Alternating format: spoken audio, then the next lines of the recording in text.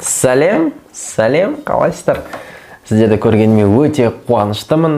Сіздердің жетістіктеріңізді көріп өте қуанып отырмын. Және бір жағынан қатемен жұмыс істеген сәттерді еске алайық. Жаңа бір хат келді маған өте күшті. Мына хатта былай айтылған екен. Қыран, егер де идея жоқ болса, TikTokта отырыңыздар деген секілді. Мен сіздерге, сіздердің көп бір оқушылардың жасайтын бірден бір қателігі, ол көріп тура сол влоп қайталаңдар деп айттым ғой, влоп қайталай. Ол жақсы, күшті, керемет. Бірақ енді ары қарай сіздер ол идеяны, бұл бір инструмент, бұл бір фундамент. Можно фундамент нарисовать? Рахмет. Бұл бір фундамент. Ол фундаментті ары қарай сіздер өздеріңіз идея ретінде развивать ету керексіздер, ары қарай соны қолдану керексіздер. Дәл сол секілді, мысалға кешегі біздің өзімнің футболкамда көрсеткен болатынмын, ал бір қыз кухнясында жасапты. Ол однотон, кез келген однотонды нәрседен ана эффекттерді қолдана беруге болады. Үлкен жасыл стена болса, соны өзгертеңіз барып. Бұл бір инструмент ретінде сіздерге бердік. Ал енді кеттік ары қарай. Бүгінгі біздің өтетін сабағымыз, біз бүгін сіздермен историядағы активностьті кішкене қайтадан көтерейік, соны үйренеміз. Скрин жасап, ең ыңғайлы моментті ұстап алу. Яғни, мысалға, қазір менің басым ұстап ал дейін. Менің басым жан-жақта ұшып жүр мына видеода. Сіздер ең бастың тура орнына келген кезде сіздер скриншот жасап алу керексіздер. Енді дәл осы инструментті біз Insta Stories'те қолданамыз.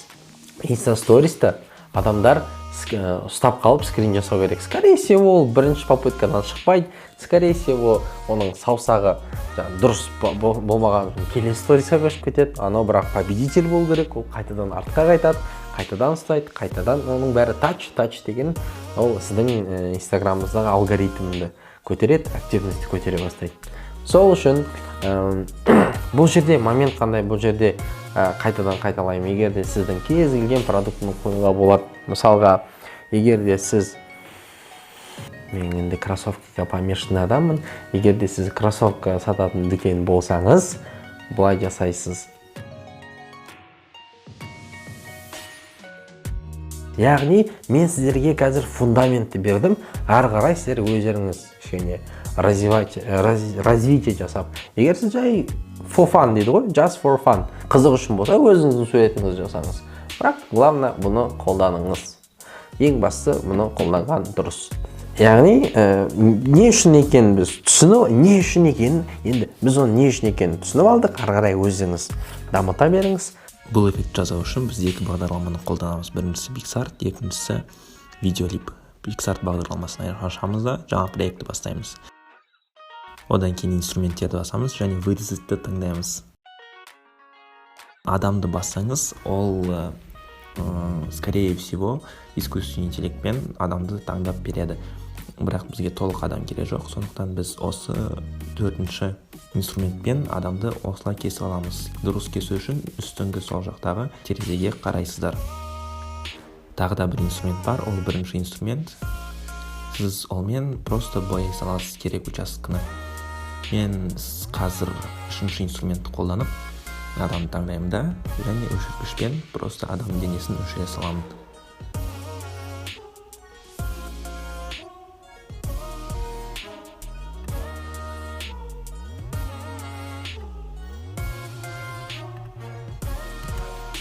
Боялмай қалған жерлерді бірінші инструментпен толықтырамыз.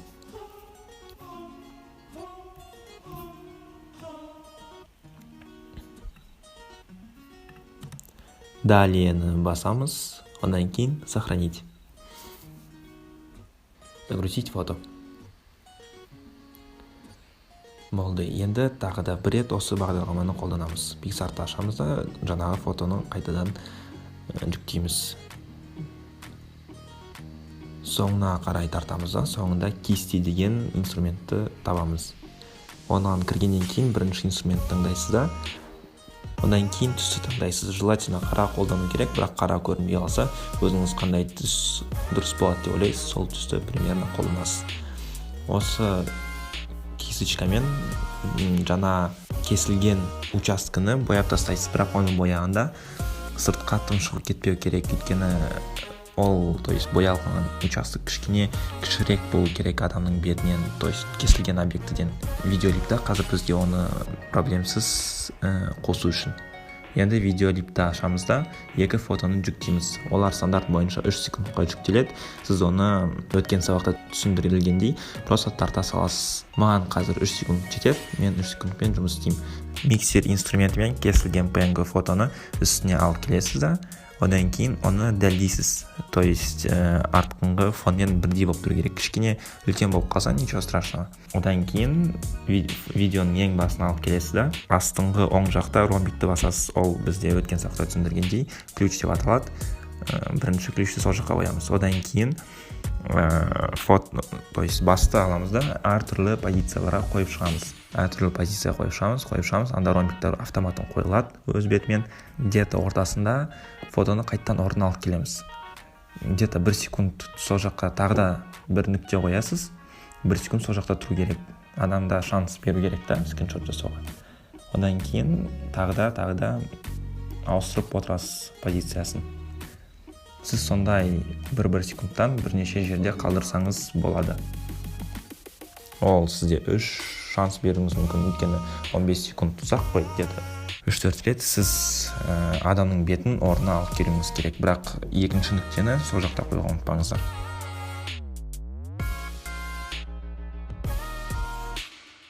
Бұл ойынның бір қызық жері, сіздер тек қана бір сторис жасап қоймайсыздар да. Біріншісі, мысалы, игра «Поймай меня» деймін. Екіншісі, сіздер оңай бір түрін бересіздер. Одан кейін бір победительге, к примеру, скажем, 200 теңге дейсіздер, или 300 теңге. Бірақ ол жерде сіздер қалай жасайсыздар, сіздер видеоны ускорить етіп жүресіз. Мен ортасын кесіп алдым да, именно сол жерін кесіп алдым. То есть бұл жерде, в принципе, қиын. То есть сізде победитель жоқ деген победитель бар, бірақ та ортасын мен кесіп алдым да, алып тастадым. Соны дублировать етіп, ең соңғы вариантында ғана табуға болады. Тек қана осы жерде ең соңғы 3 секунд, 6 секундта ғана. Және сіздің бұл сторисіңіз толықтай 15 секунд болмай қойсын, где-то 7-8 секундтық болса, адамдар қайта беретін болады. Солай? То есть сіздің біріншісінде окей, оңай болсын да, барлығында қалай дұрыс болса солай тұрады. Ол біріншісінде. Екіншісінде сіздер level 2 дейсіз, солай тек қана 6 немесе 7 секундта ғана жеңуге болатын версияны бересіздер. Level 3 қиынырақ, одан да тезге өткізіп жібересіздер. Зато просмотр, статистика көбейеді деген. Алдында түсіндіргенде видеоны жасап аласыз да, одан кейін видеоның, то есть кадр дұрыс болып тұрған жерді үлкейтесіз да, соның алдыңғы кадрдан алып кесіп аласыз. Осылай.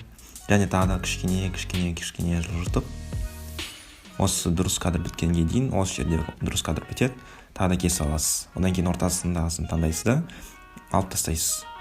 Енді сізде дұрыс вариант қалмайды. Бұл, если что, level 2-3 там уже қиын уровеньдер үшін, то есть дұрыс варианты болмау үшін дегендей. Енді осыны экспорт жасайсыз да, қайттан жаңа проектке жаңағы экспорт жасалынған видеоны қосасыз. Ортасында кадр жоқ видеоны қосасыз. Одан кейін оның скоростын speed басасыз, скорость. И үлкейтесіз. 4-ке, 5-ке ма уровеньге байланысты көбейтесіз.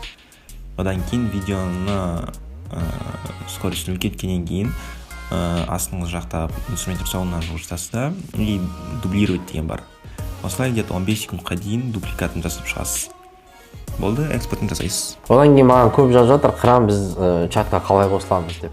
Чат бар екен, қалай қосыламыз деп. Бірінші Telegram каналға қосыласыздар. Ссылка описанияда тұрады видеода. Болмаса мына жерде де қойып көрдім.